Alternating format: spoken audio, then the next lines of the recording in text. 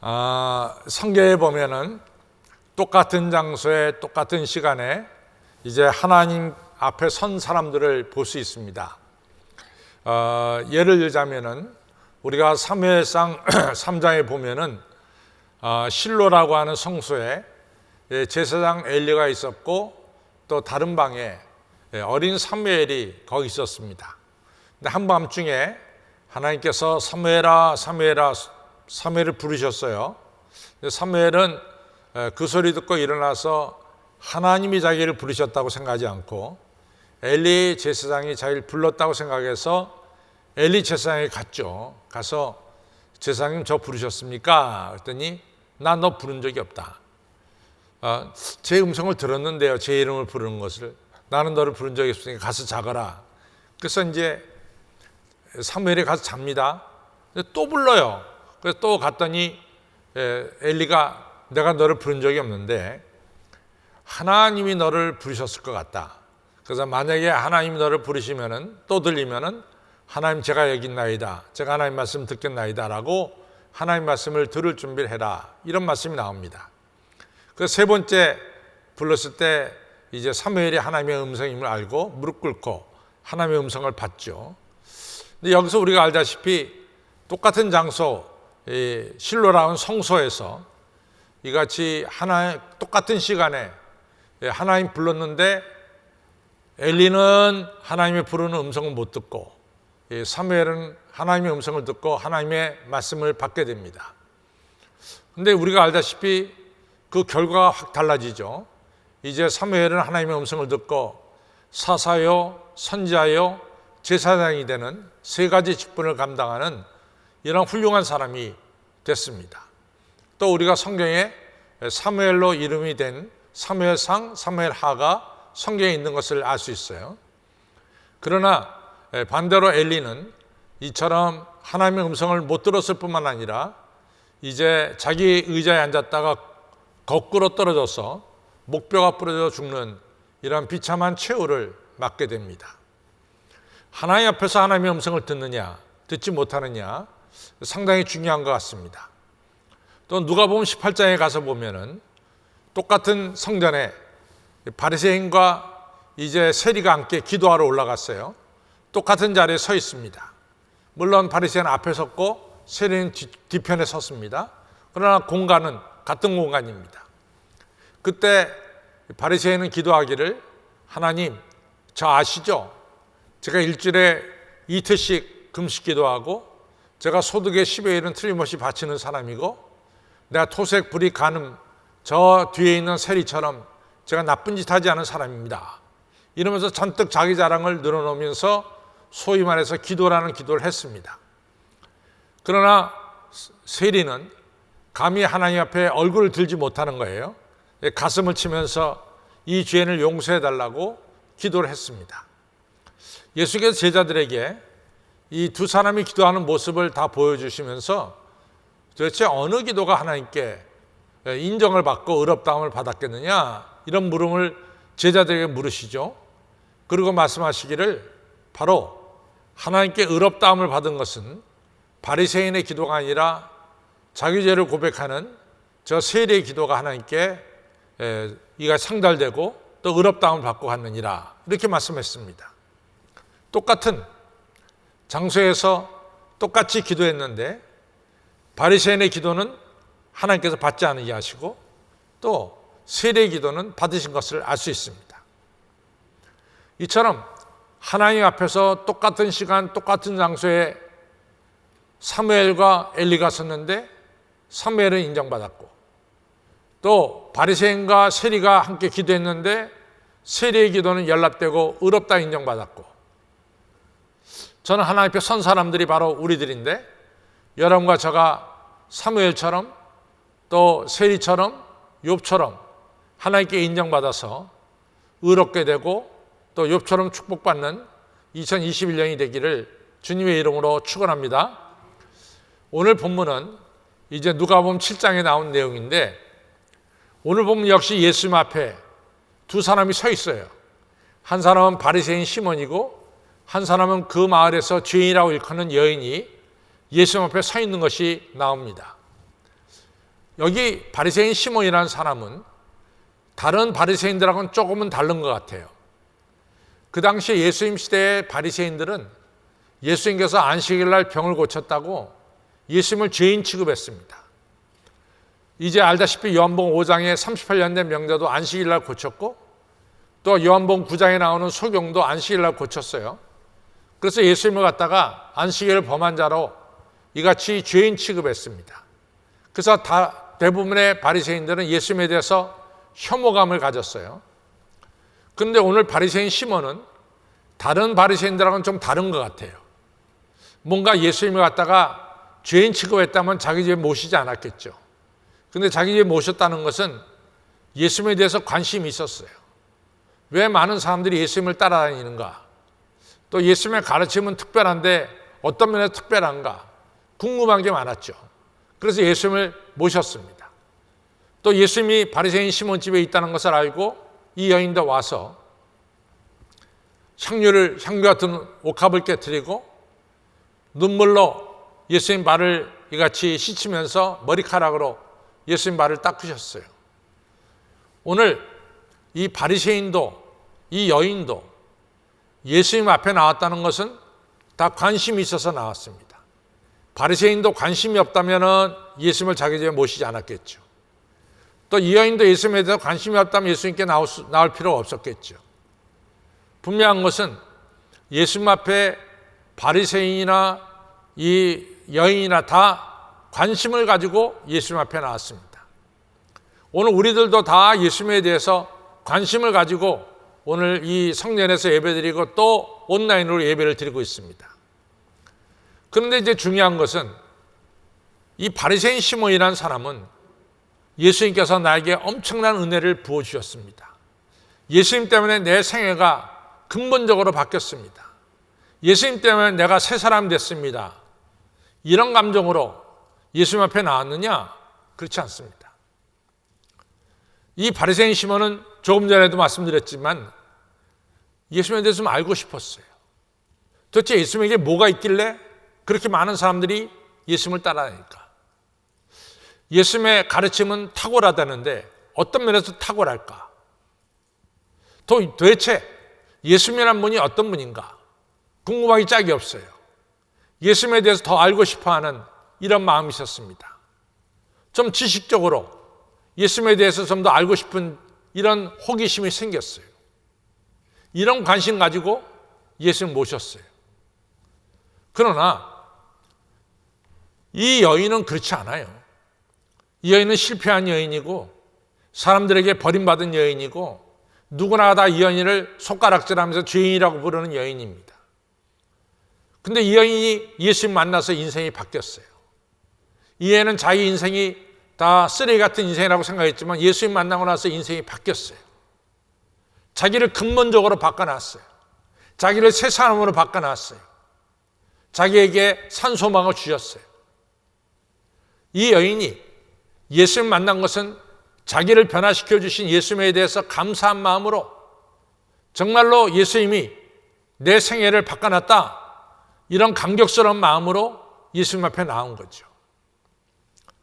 바리새인 시몬은 지식을 얻기 위해서 예수님께 나왔고, 이 여인은 자기 인생을 바꿔놓은 것에 대해서 감사 감격해서 예수님께 나온 거죠. 오늘도 똑같습니다. 우리가 예수님을 만나러 나왔는데 왜 만나러 나왔냐 하는 거예요. 물론 우리들 중에는 예수님을 더 알기 위해서 나온 분들도 있을 거예요. 그러나 근본적으로 우리가 예배라는 게 뭐냐? 예배란 구원받은 자들의 감사와 감격 속에 드리는 것이 예배입니다. 우리가 왜 예배를 드리느냐? 그것은 예수님에 대해서 지식을 얻기 위해서라기보다는 나를 자녀 삼아 주시고 새 사람 만들어 주시고 이같이 나를 구원해 주시고 나에게 산소망을 주신 예수님께 감사와 감격으로 예배를 드리는 거죠. 예수님을 찬양하고 송축하는 거죠. 그것이 예배의 기본적인 자세입니다. 오늘 바리새인은 단순히 지식 때문에 예수님께 나왔어요. 그러나 상대적으로 이 여인은 자기를 변화시켜 주시고 새롭게 만들어주신 예수님의 은혜에 감사해서 예수님 앞에 나온 것을 알 수 있습니다. 두 번째로 중요한 게 있어요. 두 번째로 중요한 것은 이 바리새인과 이 여인의 예수님에 대한 태도입니다. 예수님 어떻게 대했느냐라는 태도와 자세가 나오죠. 요한복음 4장을 보면은 요한복음 4장이 굉장히 중요한 장인데 요한복음 4장에 보면은 이 예수님께서 이 사마리아 지방으로 지나가시다가 수가성 우물가에서 사마리아 여자를 만나게 됩니다. 그런데 이 여자가 사실은 5번 남편하고 헤어지고 6번째 남자하고 사는 여자인데 이 여자가 신약 마태, 마가, 누가, 요한복음에 나오는 이 복음서에서 이 여자가 최초로 신학적인 질문을 하게 됩니다. 최초로. 신학적인 질문. 이 신학적인 질문이란 게 뭐냐면은 유대인들은 예배를 예루살렘에서 드려야 된다 이렇게 얘기를 해요. 그런데 바리새인 이 사마리아 사람들은 그리심산에서 예배를 드려야 하나님 받으신다 이렇게 얘기를 한단 말이죠. 그러니까 궁금해요. 도대체 어디서 예배를 드려야 하나님 받으시는가 궁금하단 말이죠. 그걸 가르쳐서 우리가 신학적인 문제죠. 그래서 그 신학적인 문제를 예수님께 질문했어요. 예수님, 유대인들은 예루살렘에서 예배 드려야 된다 그러고 우리 조상들은 그리심산에서 예배를 드려야 된다 그러는데 과연 어디서 예배를 드려야 하나님 받으십니까? 이러한 중요한 질문을 했어요. 그때 예수님이 너무나 중요한 대답을 합니다. 너희가 이제 참 예배를 드릴 때가 원하니 내가 예배를 드릴 때는 신령과 진정으로 드려야 된다. 이런 중요한 대답을 하셨어요. 예배는 신령과 진정으로 드려야 되는 거예요. 자, 그런데 오늘 보면은 이 바리새인은 예수님을 자기 집에 초대해 놓고 예수님의 머리에 감람유도 한 방울 떨어뜨리지 않고 되게 손님이 오면 손 씻을 물을 주는데 손 씻을 물도 주지 않고 또 손님이 오면 되게 우리가 이스라엘 사람들 포옹하는 거 있잖아요. 포옹을 해야 되는데 포옹도 하지 않고 아주 냉철하게 아주 덤덤하게 예수님을 자기 집에 모셨어요. 아주 냉철하게 덤덤하게 모셨어요. 아주 쿨하게 모셨어요. 정말로 어떻게 보면 예수님 모셨지만 초대받은 사람이 쑥스러울 정도로 이 바리새인 시몬은 예수님에 대해서 아주 덤덤하게 그렇게 모셨어요. 예수님을 환영합니다. 포옹하는 것도 없고 예수님 우리 집에 잘 오셨습니다. 손 씻은 물도 주지 않고 예수님 머리에 감염도 떨어지지 않고 그저 아주 쿨하게 어떤 면에 차갑게 덤덤하게 예수님 오셨어요? 일로 오시죠. 그냥 아주 이 차갑게 예수님을 갖다가 이같이 대하는 것을 볼 수 있어요. 그런 반면에 이 여인은 예수님이 오시자마자 예수님 뒤에 서서 울면서 자기의 눈물로 예수님 발을 적시고 향유를 붓고 머리카락으로 예수님의 발을 닦는 이 엄청난 일을 행하는 거예요. 열정적으로 행하는 거죠.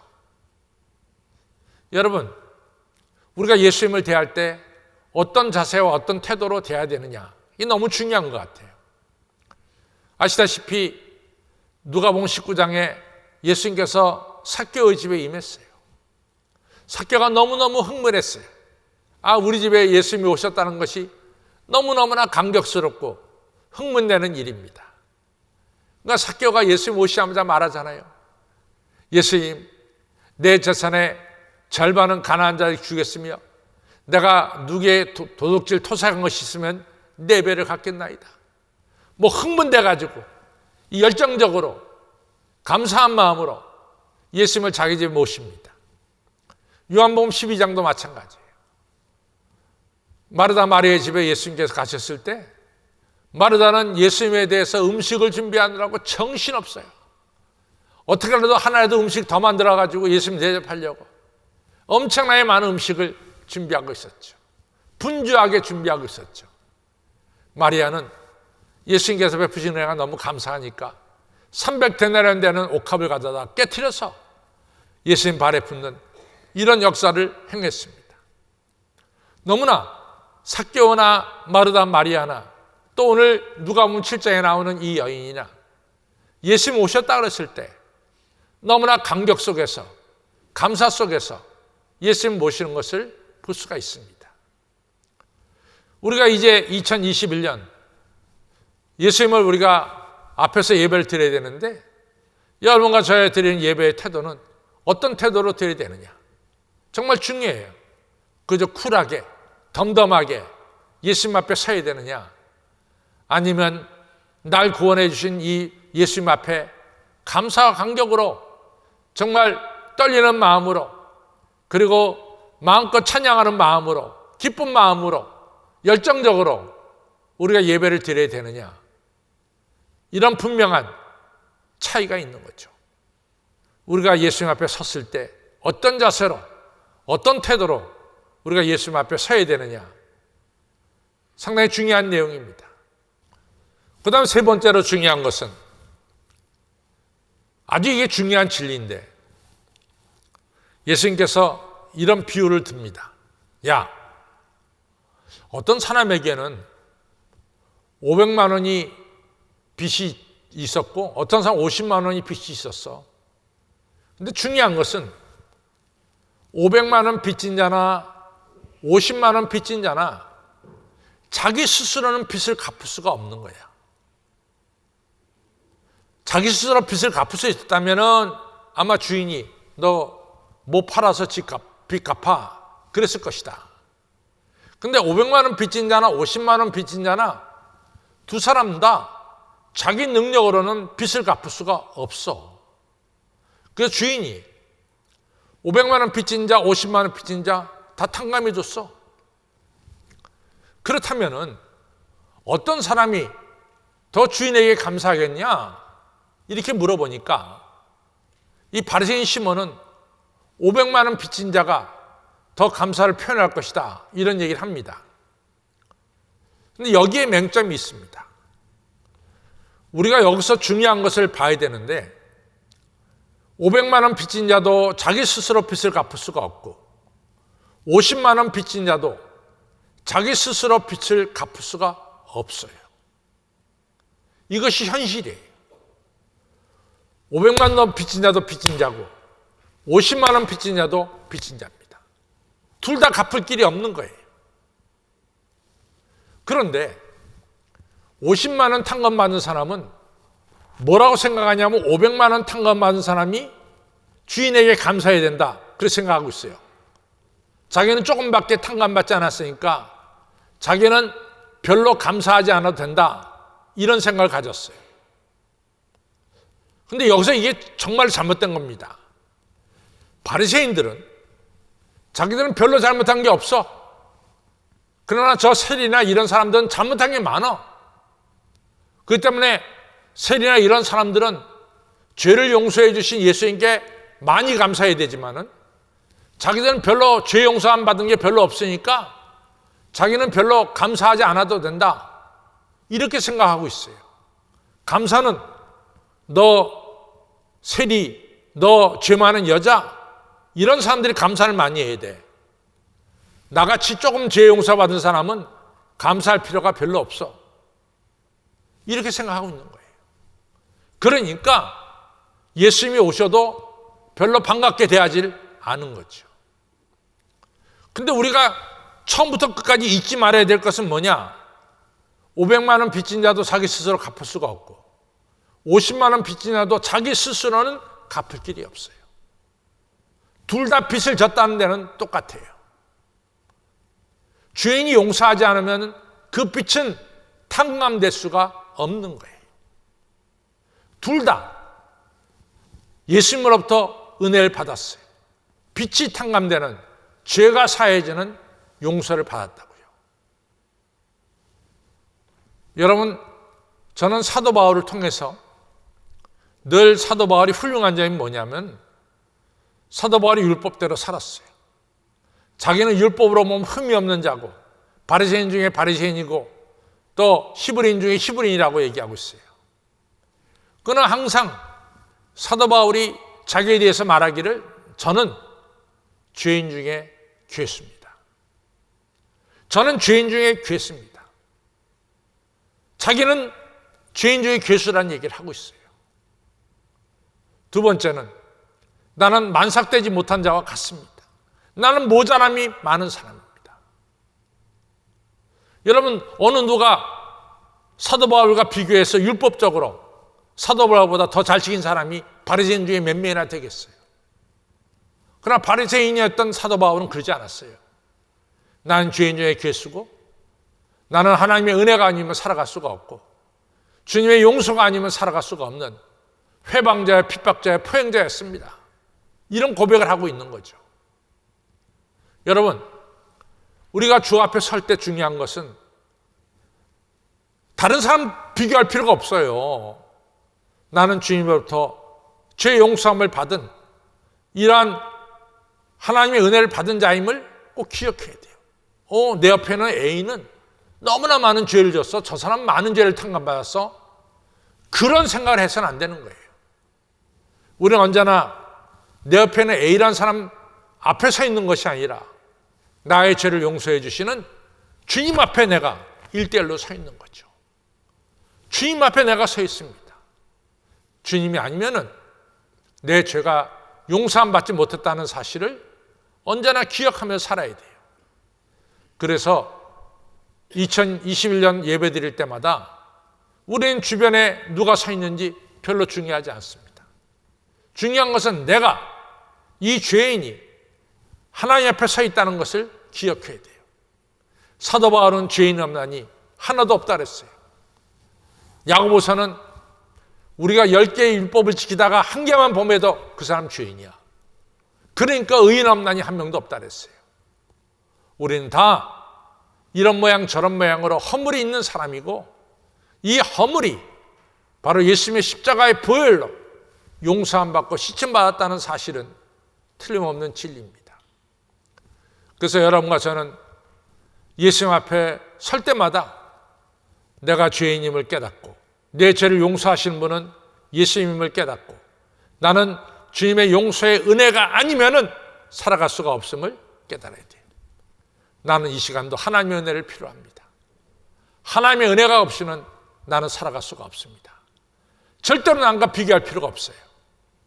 내가 주 앞에 선 이같이 죄 많은 죄인으로서 주의 보혈로 용서받은 하나님의 자녀로서 하나님의 은혜가 아니면 살아갈 수가 없는 하나님의 자녀로서 우리가 하나님 앞에 서서 예배를 드리며 나아가야 됩니다.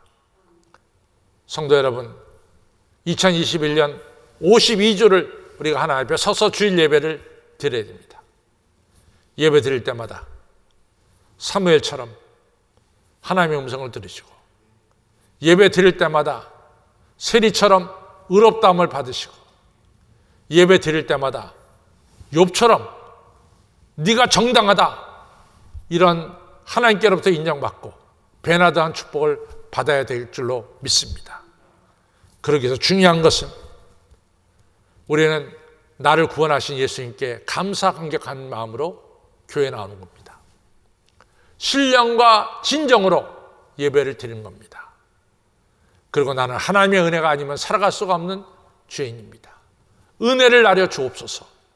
사마만으로 예배를 드려서 1년 52주 하나님 앞에 섰을 때 다 인정받고 축복받는 우리의 예배 시간이 되기를 주님의 이름으로 축원합니다.